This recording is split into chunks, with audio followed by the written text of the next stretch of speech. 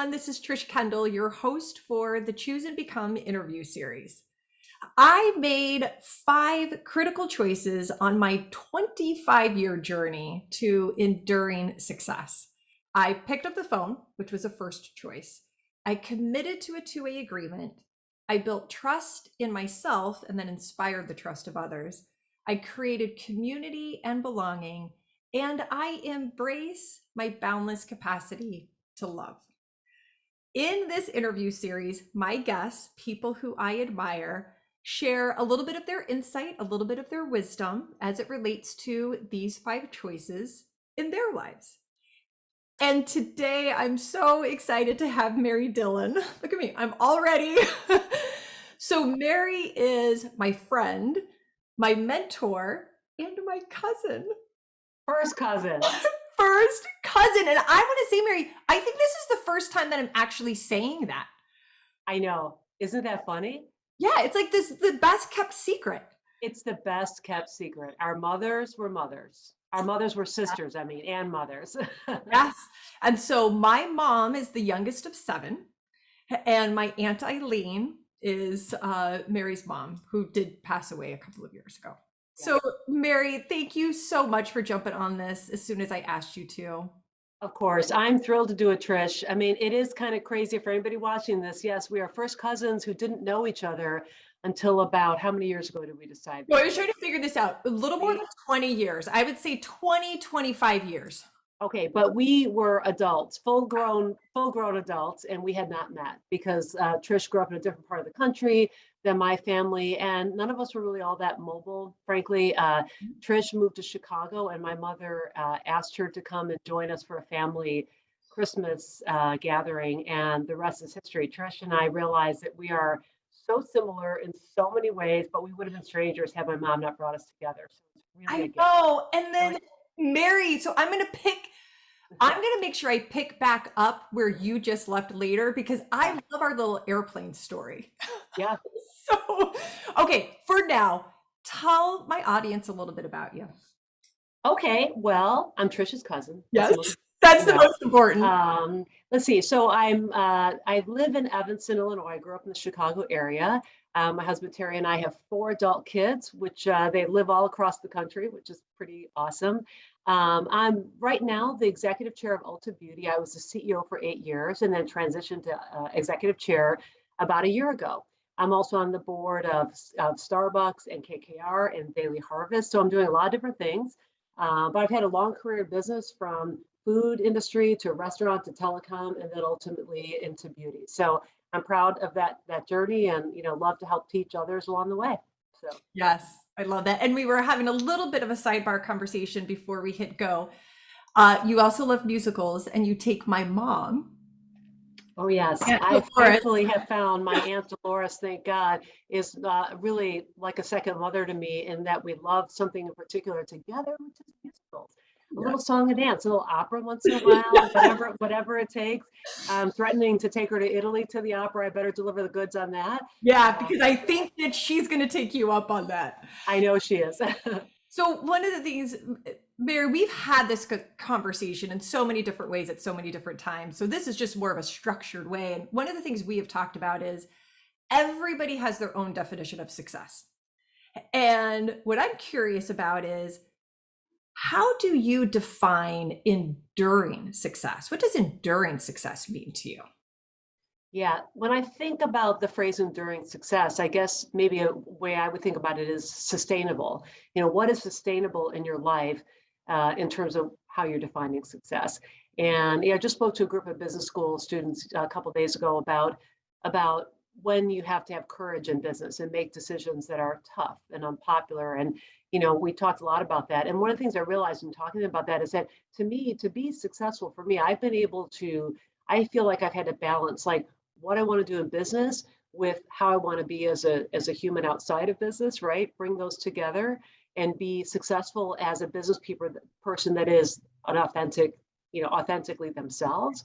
But also the enduring part is never getting myself so caught up, either ego-wise or even financially, spending ahead of my means or whatever, so that my business success, I couldn't step away from it. to be enduring, I felt like I had to have many times in my life where I said, you know what, this situation is tough, or what I'm about to do might be hard, but if it doesn't work out, it's okay. I can step back and be fine. I can be Mary Dillon. My family loves me. I'm good enough. I'm smart enough. Gosh darn it, people like me. So I do think that's helped me to have this Yeah. enduring kind of definition of success, is not getting too caught up in it. I think it's awesome. And I think about you and how I've seen just choices you've made in your career as well. And what you just said about being able to make choices and not being tied to something financially even gives you that freedom. I think that's just Right, exactly. Yeah, it's worked for me. okay. So the first critical choice I made was to pick up the phone when my sister called me almost 30 years ago. Now we know, and my community knows my story, and that first choice was very profound. Obviously, it gave me a chance at everything that I have today. But when I reflect, I've made a series of first choices since then that have really impacted my success. And so I'm just curious about any of the first choices that you have made that you then reflect on and say that really impacted your journey to enduring success. Right. Well, first of all, thank goodness for your sister Maria. Saint Maria, I will call her for today's purposes. But all kidding aside, Trisha's story, which I didn't know until I got to know her as an adult, has been remarkable. And I'm so happy that our journeys have brought us together now. And I think it's so important to be able to show what's possible, right? What's possible for many of us who come from various sorts of challenges in our background. For me, probably again, this interview has made me think a lot and reflect a lot about things that maybe I wouldn't normally be thinking about. So, first choice for me, I would say, was at some point when I was pretty young. I don't know if it was high school or it was college. I don't really know, but I realized that I had in me the drive to have a better life than what I came from. And not that it was a bad life, but it was challenging in some ways. Being a first generation college graduate, been working and supporting myself for any extra spending money, I guess I'd say, since I was like 15. And, feeling like there was probably more out there than my parents were able to give me. And I think at some point, but I had no role models. I didn't know anybody in business. I didn't know any CEOs. It wasn't like I knew any of that. But I think a first choice I made, I guess I would say, is embracing my ambition. Now, ambition is not a word I would have used back then. In fact, ambition is a word I want to reclaim for women as a positive word, because so often it's used as a weapon against women. And it's been used against me that way early in my career once or twice. Somebody saying something about, gosh, you're so ambitious. And they said it in a really negative way, and it hurt. But now that I'm older, I realize, no, actually, when people are ambitious, that's great. And if they can embrace that about themselves and make a choice, to your point about how to drive and fuel that ambition for good, hopefully, that's important. So that was probably the first big choice, but it wasn't a conscious choice that I didn't realize I was much older that I was making that choice. And I'd say it kind of relates to the second big time in my life where I chose to embrace that, which is, as Trish knows, my husband Terry and I, also Saint Terry. Yes, I was going to say Saint Maria, Yeah, Saint Saint Mary. Maria, Saint Terry, just Yeah. afraid of them all. No, but he, Terry and I met when we were quite young. I was 19 when I asked him out on our first date. By the way, we'll come back to that sometime. And anyways, but we both come from similar backgrounds, and he's actually more educated than I am. He's got a master's degree in biochemistry. When we got married, he was working in the drug industry. I was working in business. And it became kind of obvious early on, even before I started a family, that I was really fueled by my work and had a lot of drive. And he liked what he did and was good at it, but it didn't fuel him in the way that it fueled me. So the second big choice that we made, frankly, was to embrace our difference in that way and have him. We had decided that he would stay home after our second child, Maggie, was born. So we made that decision when I was pregnant with my second child.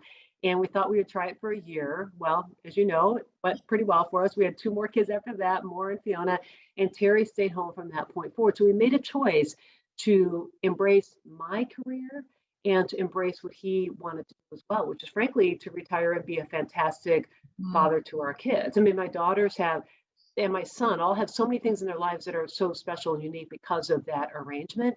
but that wouldn't be for everybody. And I don't think we even knew at the time. We didn't know it would be like a long-term thing or how it would really feel. And there's still gender paradigms even today about roles of men and women in work and in home life and whatever. But that choice was a really, really important one. It kind of dovetails with realizing that about myself even when I was younger. And frankly, celebrating it. Because once we kind of got comfortable with like, okay, yeah, you're just like super type A and you're just gonna want to work forever.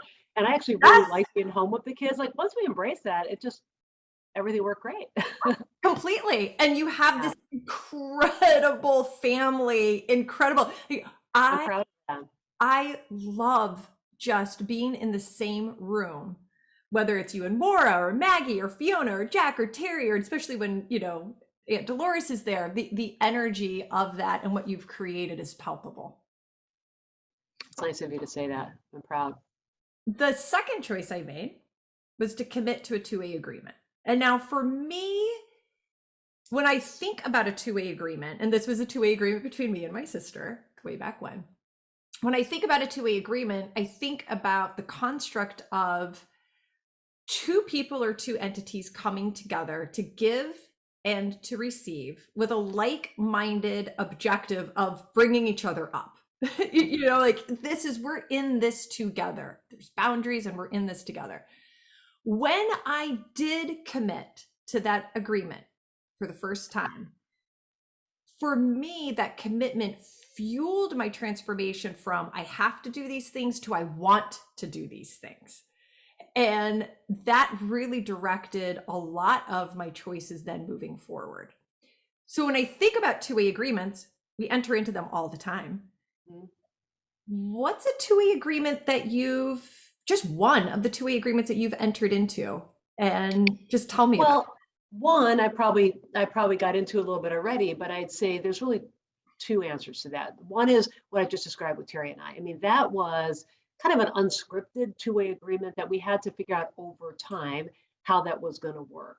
What are the expectations? What are the rules of the road? I think at the beginning, we thought maybe it would be for a year, but we both could tell it was working well. So we made another agreement that we would continue to do that. And there were still people that would be like asking Terry all the time or asking us, oh, so is Terry going to go back to work and you're going to stay home? I'm like, no, this is working great. it.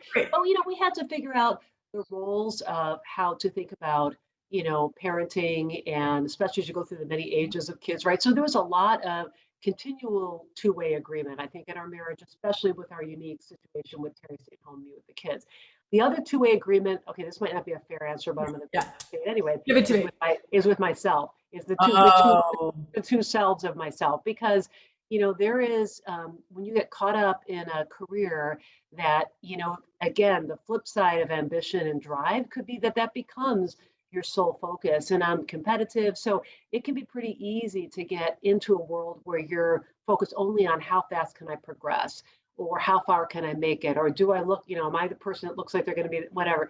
So I literally had to make a deep agreement with myself that I would never trade off being the best mother or partner I could be as well as driving my career. And so there were times that I took risk in my life to say, okay, like maybe at a certain time in the 80s, right, when FaceTime in the office was all important, like yes. I would say, I was competing with people that maybe I had my first child when I was 29. So Jack, I was 29 when I had Jack. And that was in that world young. Most of my peers thought that was like, the fact that I got married at 23, people thought that was really kooky, right? So I was living kind of a parallel life, or a different life than others from the start, at least in my business career, where most people were getting married later and having families later. So people that could stay at work till 7 o'clock at night. And I made an agreement with myself that I was going to create my own rules. And if it didn't work, then it's not going to work. And so that would be things like, yes, I'm leaving at 5 o'clock or I'm leaving at 5:30 or whatever. I'd be home if I wasn't traveling, trying to be home every night. I mean, the kids still remember walking down the street when I was getting off the 6:15 train, meeting me on their little bikes and stuff. And then everything that was in my brain that was stressing me out from the day, because let's face it, everybody has stressful days in their career. I would literally try to open a little door in the back of my brain and put it in there and close the door for the night, because, or at least for a few hours, okay? Because bringing my baggage in about what might have ticked me off that day or what was on my mind that was hard first of all, it wasn't helpful and wasn't relevant to Terry or to anybody else in that household at the time, right? Because they're like, whatever, you're just home.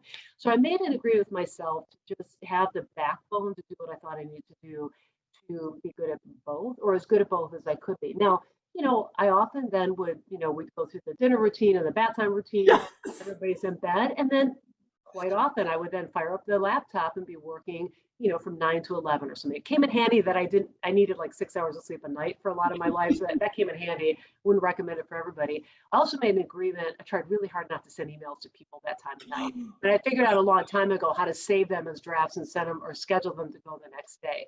So the other part of that agreement was to not impose on other people just because this works for me. And I've really tried, throughout my career for anybody working for me to try to meet them wherever they are. And in fact, I'd say post, COVID, I mean, listen, I was job sharing, I was telecommuting, I was working part-time. I've done so many things 30 years ago that now are relevant again. And I think that's the way to get the best out of everybody is if somebody's productive and they're delivering the goods, but let them flex their lives to meet their needs. But that was something I had to agree with myself to do and keep Oh my myself, gosh. you I mean, know. it is, I mean, and the agreement with yourself, with myself, I mean, I feel like that's the agreement that I let fall Yeah. Yeah. Well, and often. and when I would travel, like, especially at McDonald's, I'd be traveling, Yeah. world cities around the world, Internationally. but I would never stay an extra day. I mean, I would love to stay a couple of days in Paris. Yeah.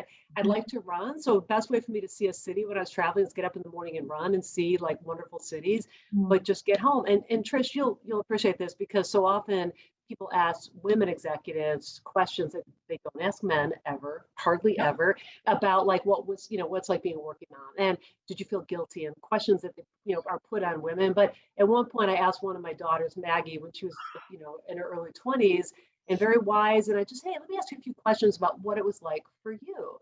And she's like, what do you mean? I go, well, growing up and your mom was working, your dad was home. She's like, okay. I was like, I was traveling a lot, sometimes leaving on Mhm. a Sunday night.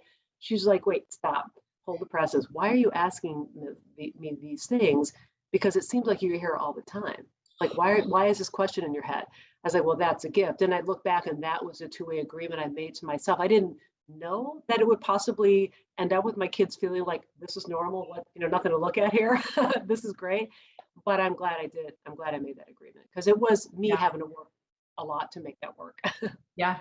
And you fueled that agreement. Yeah, You did it. I tried the best I could. Yeah. I remember you telling me that story about Maggie because I've never traveled internationally, but through my Yeah, career, I was on the pre-COVID, I was on the road all the time. Remember, I used to go to San Diego all the time, Boston to San yeah, Diego. I was like, oh, my kids are they always gonna think I'm gone. I'm never there on picture day. Joe's always sending me a picture of picture day. And you told me that story, and I've kept that in my mind because I do believe that Lily and Sam will yeah. remember how Well, and now that passionate they're I getting am. older, you can see how Yeah. they're proud of what you've done and what you do. And this is just kind of normal for them. But I think unfortunately it's a tape that gets played Mm. about women and motherhood and working that we have to just kind of push aside, I think. The third choice I made was to build trust. And now for me, this was a big deal, a big deal. And I learned that I had to build trust in myself before I could inspire the trust of others. Has there ever been a time where you didn't trust yourself? Yeah, I don't know exactly how to answer that one. I'll be honest. I'm not sure. I mean, there's always things that I feel like I could be better, doing better. But probably maybe the most relevant answer I can give to that would be this goes way back to when I first started my career. Maybe it was trust, belief in myself, belief that I could actually be successful. So when I started, everything I've done, I feel like I've been not exactly on the spec that was written for a given job or a given, step. And so I had to build trust in myself that I could accomplish things and I could get them done, even if it didn't seem like it was going to work. So when I started at Quaker Oats in 1984, I was hired there out of undergraduate school. And I didn't know until a few months into it that I was the first person they ever hired into this marketing training program, the first one who hadn't gone to an Ivy League undergraduate school. Okay. So Quaker's a wonderful training ground for marketing and consumer packaged goods. They would hire based in Chicago. So it was like went to University of Illinois at Chicago. I somehow got my resume to somebody who was willing to look at it and give me a shot. because of my academics and my leadership and the fact that I paid 100% to put myself through college. I think that was, I didn't realize how noteworthy that was. Anyways, so Hmm. they were hiring, say, 30 people a year in marketing, 25 out of top business schools starting as marketing assistants, and 5 or so out of undergraduate school starting as marketing associates, we were called. And we went through like a longer training period. Anyways, was hired in the marketing associate program. And that it was the one. So when people would say, so, oh, great, you're a marketing associate, where'd you go to school? Expected me to say Harvard, Princeton, Yale. Wow. I said University of Illinois at Chicago. And people would be like, a little perplexed. And I go, oh, yeah, UFC, I've heard of that. Oh, And that happened multiple times, and it was kind of like unclear. And then I looked around and I realized that, like, on the brand I was on, the assistant brand manager had a Harvard MBA, and the other assistant brand manager had a Kellogg MBA, and this person went to Brown, this person went to Princeton. So nothing against any of those great schools. Frankly, when I applied to a college, I didn't even know the schools existed, right? And we were completely self-funded, self-directed because my parents didn't go to college, right? And they didn't know. So anyways, but once I realized that, I was like, holy cow, they made a mistake. This is never going to work. I'm never going to be successful. But I worked my butt off. I worked my butt off, and I tried really hard to learn how to learn and to fit in. But also, what I brought to it, this is why I kind of learned to trust in myself, is that I brought something that not everybody had, which is a background that made me maybe a little more approachable, a little more humble, a little more willing to roll up my sleeves, and kind of dig in to different functions and learn from people versus coming in with all the answers. But I didn't trust myself that I could succeed. I had to, and that was a pivotal thing. But that experience helped me in others, because there's many situations still that I'm in where it's like, do I trust that I'm going to be able to say the right thing in this meeting or fit right. in here, So it's an ongoing thing. It's an ongoing build. It's an Yeah, ongoing build. yeah. When you were just getting in there and doing the work and building that trust, I'm a huge believer in do the little things. Do the little things great. Like, people ask me, how did you, I have no idea. I did the little things, and then one Yeah. day something great happened. And I think about that with you, just like, Yeah, I mean, I kind of used my intuition to figure out that, like, if I could do things that help me stand out, like take initiative or ask questions about things that maybe people were afraid to ask, things like that, that actually are small things that help others around you or above say, oh, this is somebody who's really engaged. They're thinking maybe a level ahead of where they are. But anyways, so I did have to learn how to trust myself that I could succeed. so now I want to ask a different question around trust is, how do people inspire your trust? That's a great question. Well, I'd say a couple things. One is just authenticity, and showing up and being the same person every time is helpful. Um, Secondly, being constructive and collaborative instead of destructive or finger pointing. I don't trust when I'm in an environment and people are bad mouthing somebody else, and I think they think maybe I'm gonna find that interesting or helpful. I know right away not to trust the person, because if they're bad mouthing so and so, then they're probably bad mouthing me or everybody else. So to me, I think it's just not that everything has to be perfect or everybody has to be nice, but I think when to build trust for me is just authenticity, coming at things from the perspective of being constructive and positive, even in tough situations, and collaborative. And those are the kinds of people that I find I trust very rapidly. Great. Yeah. All right, the fourth choice, and this is where I'm going to circle us back Yeah. to my anti-lean too. But so the fourth choice I made was to create community. And I will do a little bit here of getting people up to speed here with what you said at the beginning. When I grew up, we moved around. I mean, I went to 12 different schools before I ever graduated high school. So I didn't know what community was. I didn't know what community was. I didn't know what belonging was. And in my 30s, I had created more professional success. You and I have talked about this for me than I could have ever have imagined. But then I looked around and I realized that I was friendly with everyone, but I was friends with no one. And so I intentionally took the steps to create my own community and create my own belonging. Your mom was a big part of that when she invited me to come in to this family I didn't know. And she invited me to be a part of this community, and I accept that invitation. Mm-hmm. And so she created this sense of community and belonging for me with family that I didn't even know existed. Yeah. I mean, that is okay. So let me put that aside for a second. I want to dive in a little bit with you on, has there been a time where you didn't feel like you belonged? Now, you already gave one example. So that just right, the Quaker Right. example, fresh out of school, that is like to me, that sense of do I belong and how do I belong? And I don't really belong here. Is there another time, any other times that you have felt like you haven't belonged? And then how have you created that belonging? Yeah. I mean, I do think that professionally and personally, there's examples, professionally, and this is something I've helped other people learn, which is that sometimes when you move from one company or industry to another, there's a lot of great things about being able to apply what you've learned and bring and break paradigms and do things differently.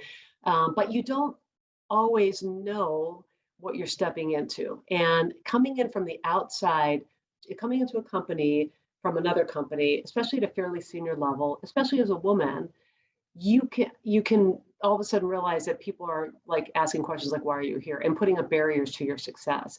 And that happened. I mean, I'll be frank, McDonald's is a great company, so I don't mean to like criticize it, but when I went from PepsiCo to McDonald's back in 2005, I went in at a very senior level, and I didn't realize till I got there that that was kind of rare, especially a woman coming in at the executive vice president level, especially from a totally different industry and company. And it I didn't realize, frankly, I had a target on my back. And there's people who often want the job that you're going in for. So this is what I try to counsel when people are thinking about moving jobs. It's like, okay, just know when you do this, like you might, what they're saying is going to be your career path may or may not. There's going to be at least one or two other people there who thought they should have had the job that you just got, and you're coming in from the outside. It doesn't mean you won't be successful, but don't be naive about it. So I think for me, I had to it kind of hurt when I realized that I was being judged and I didn't think I was going to be successful in the first year. And I didn't see that coming. Everything I'd done in my career to that point, I'd earned through merit, and it wasn't like anybody gave me anything. Quaker and PepsiCo both were very gender diverse companies years ago. So I never felt like I was chosen because I was a woman or anything like that. Come into a new environment and I just didn't really feel like I belonged. And I wondered if I had made a mistake. But then I also, because back to choice one, embrace my drive. I'm also competitive, and I'm like, I am not going to fail. I'm going to figure out what does it take. So I was the CMO there for 5 years, a global chief marketing officer. That's a long time.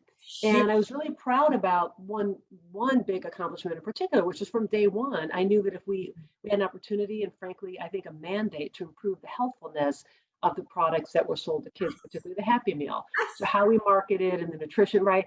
So, but it took a lot to even get any momentum towards developing and testing that theory. And ultimately, it was launched globally. So globally now, the healthfulness of Happy Meal is quite different than it was several years ago. I'm proud of that.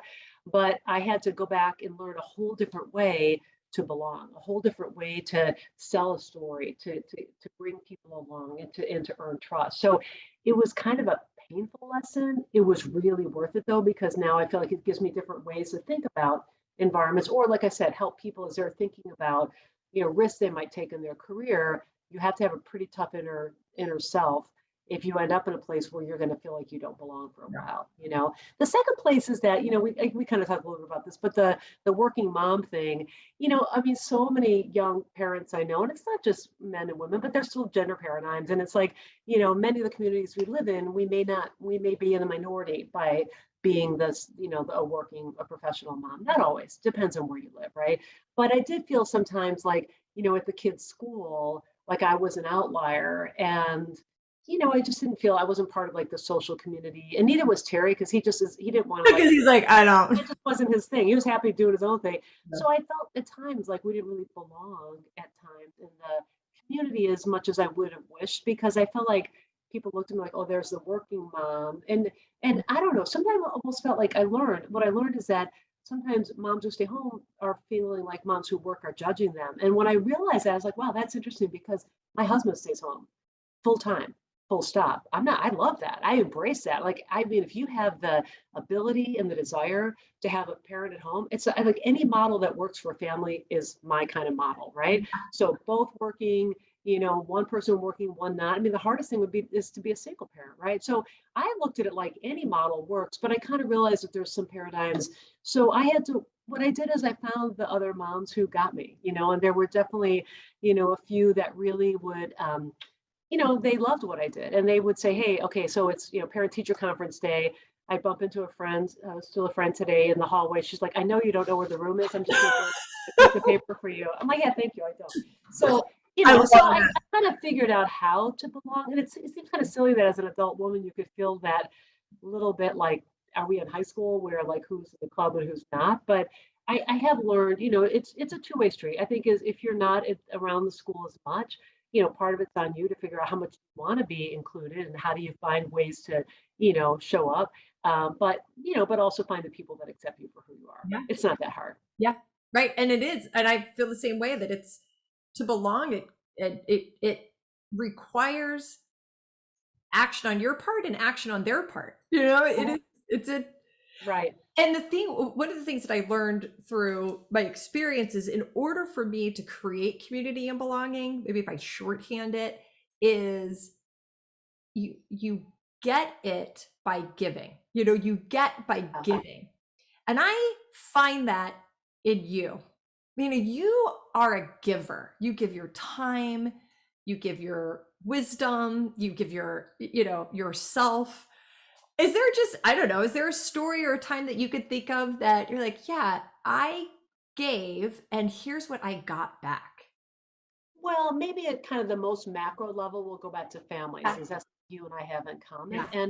And I would say the older I got, well, first of all, as we started to raise our kids, we both Tara and I both come from big families and thought it would be kind of cool to have, I had siblings in the area, he has siblings in the area, they had kids, and we really wanted to create an environment where our kids had family around them. But it is, as I continue to get older, is when I realized how important that was. Things like, bringing in cousins that we maybe hadn't ever met or known. And now that if we go full circle to my kids being adults, I feel like they've got cousins all over the country, but I would do, that they're close to. And Terry's mom, unfortunately, just passed away recently. And all 13 of her grandkids came back.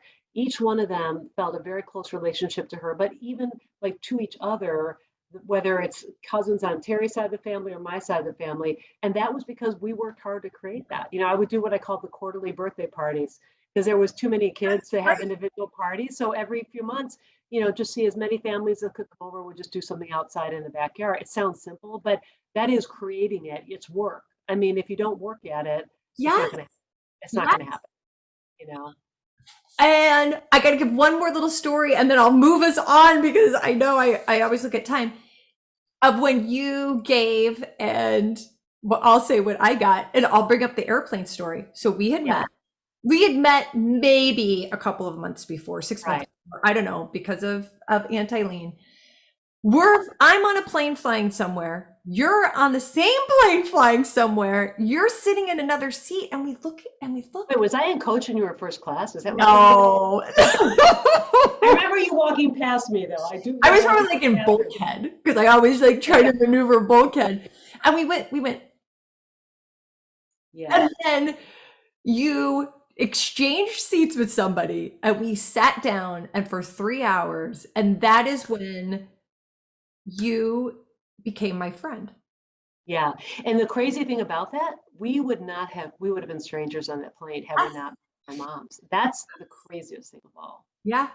And from that moment, just like the story that you gave with your, birthdays and families and bringing cousins together, you always included me as a part of the community, and I always accepted.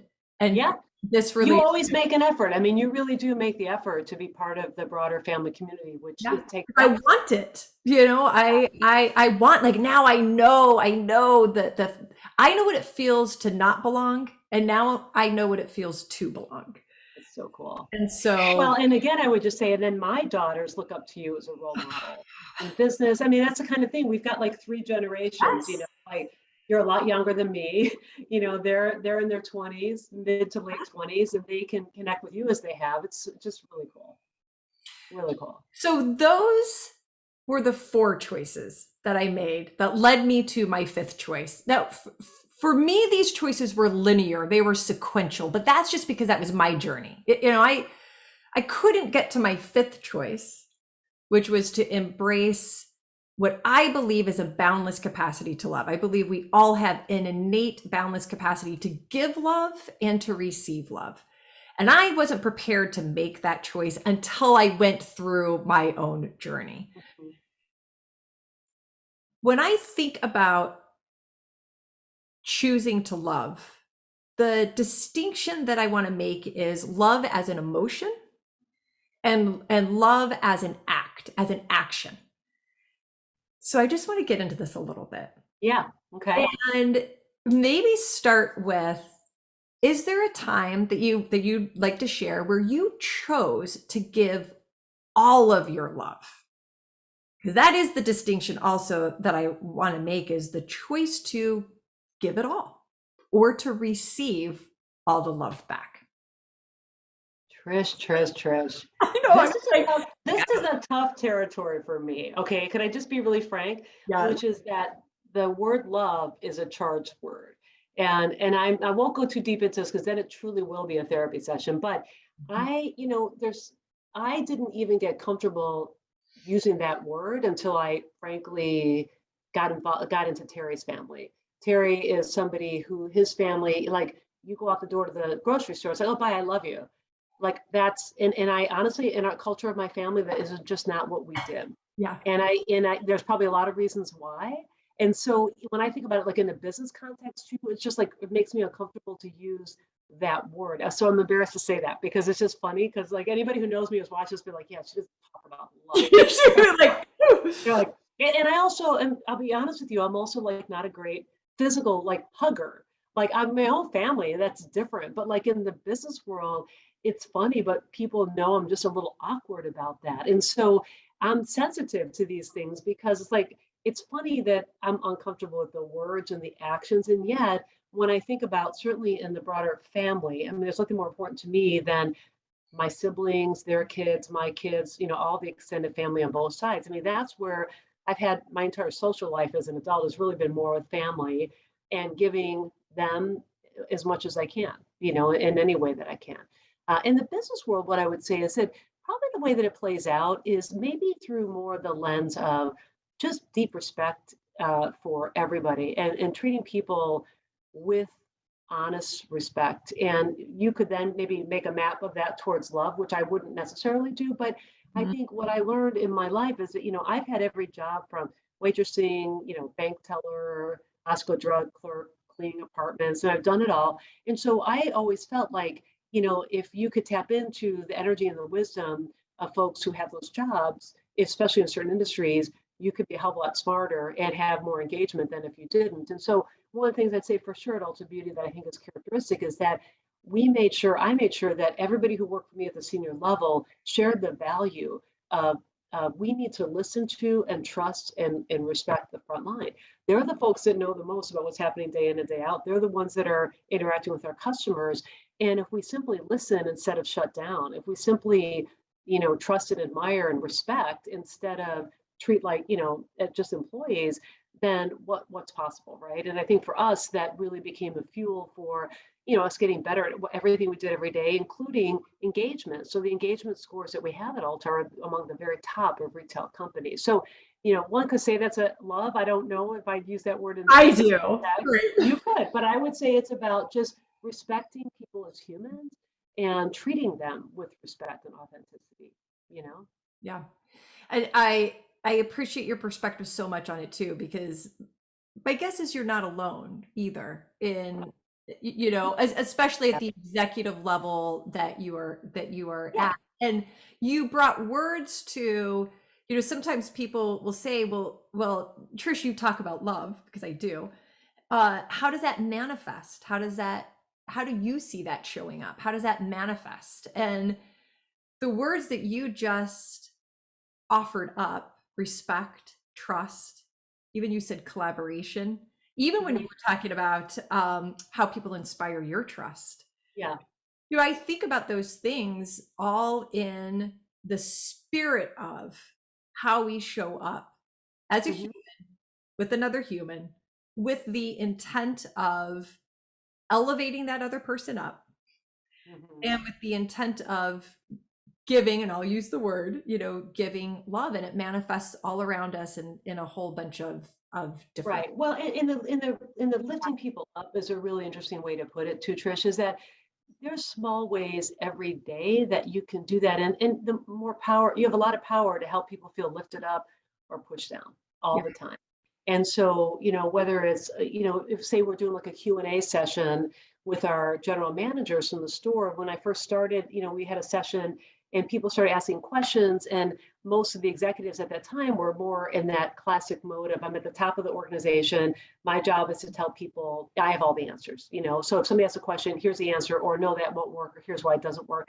And what we did is flip it around and just simply say, sometimes, not always, but like, tell me why you're asking, or what do you think? Because what I found is that anytime somebody in a group is asking a question, they already have an answer. They already have a point of view. They're not just asking a question. So you can answer it, sure, but you could also learn something and make them feel more engaged by just simply saying, well, tell me more about why you're asking, or what do you think we should do? Not to put people on the Yeah. spot, but I found that that's a way to have people have voice and agency in a place that they maybe wouldn't have otherwise. Or certainly when you're in a meeting or a boardroom, and if a colleague voices a point of view, and you could tell they're maybe a little timid, or maybe they're the only other woman in the group, or some you can reinforce that by saying, hey, just like Trish said, let me build on that. That's a really good idea, Trish. And, versus what happens sometimes is you might make a point, it doesn't get heard, and somebody else makes a point and it gets heard, right? So there's ways that we can use our power to help people feel heard and respected all the time, or Yeah. the opposite. Or the opposite. And I'm just going to keep powering through this and I'll stop. The Yeah. opposite is a choice to withhold Hmm. giving and receiving love. And we're just using my vernacular. Yeah. And so if we, there are so many reasons why people, me included, everybody, why choices are made to withhold or Hmm. to not give our all in that way, and what I propose to everybody that I'm thinking about and talking to, and you, who I do love, so put it at that, is what if each of us each day chose to show up with the spirit of, I say give love and receive love, you say respect, trust, and honor. Yeah. If we just chose each day in every interaction with the person next to us to come from that place, what would that mean? Well, that's very powerful thought. And I was just thinking as you said this, I think it was kind of in my 40s or so, some point kind of middle of my career, where it hit me that like I don't need to compete with other people, particularly with other women. Like actually, if there's other, if I can be complimentary, legitimately so, of other people and lift them up, it's good for all of us. You know what I mean? And I started to feel this because I wasn't always getting that. I was in situations maybe where there weren't that many women, and then it became a competition. I was like, well, it doesn't have to be that. I don't really care. You know what I mean? And so once I kind of saw how much you can lift people up by just including or respecting or calling them out publicly in a positive way. And I guess the last thing I'd say on this is that one of the things I'm most proud about Ulta Beauty is that we've had great results, but also have a great culture, and a culture that is one of listening and respect. And I think that's a good case study. It's possible. They don't have, I mean, it's not like every day is perfect or every day is easy or Yeah, everybody gets along all the time. Everything's perfect. right. But if you can generally lead and get results that are great, but also lead through a lens of humanity and people feeling good about where they are every day, to your point, what's possible? Because the alternative is, your work is pretty much where you spend your time. And if you Yeah. feel like crap every day you go in, you feel not trusted or seen or insecure, that's not healthy. So, I believe with my whole heart that when we choose to give our love in that way, respect and honor and trust, and when we choose to receive what others want to give back to us, that not only creates enduring success, but it helps to fuel the success of those around us. And Mary, thank you. Yeah, I'm learning from you. I mean, I think you articulate it in a way that I wouldn't have, but I think you're spot on. I think it's absolutely right. Thank you. So let's do more of that. I know. And you and I are going to have a part 2 and part 3 and part 4. Oh, yeah. This is an ongoing conversation. We just allowed others to be a part of this conversation today. Really true. Thank you. That's really true. It's been so much fun. Thank you, Trish. Thank you for all you're doing. Thank you for joining me for our Choose and Become interview series. You could find this episode and others at trishkendall.com. Just go to trishkendall.com/choose-become-interview-series. Or if you have a question or just want to leave a comment, email me, trish@trishkendall.com.